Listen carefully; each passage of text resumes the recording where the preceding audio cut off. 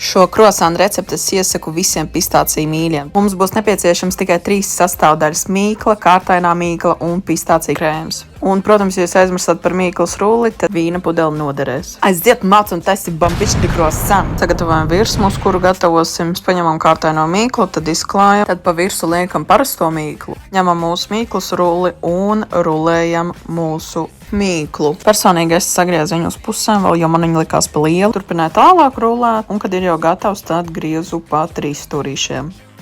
Tā kā ņemam tējas karoti un pistācijas krēmu un izsklājam pa visiem 3 stūrīšiem. Pēc tam visus mūsu 3 stūrīšus sarulējam no platākās malas uz šaurāko malu. Saliekam visus mūsu topošos krosānus uz cepam papīra, tad uz brīdi novācam, notīram virsmu, liekam atpakaļ, iestam bļodā vienu olu un ar sakulto olu apsmērējam visus mūsu krosāniņus. Liekam cepeškrāsnī uz 15 minūtēm 180 grādos. Un vies mūsu bambičiski pistēšana krosāni ir gatavi.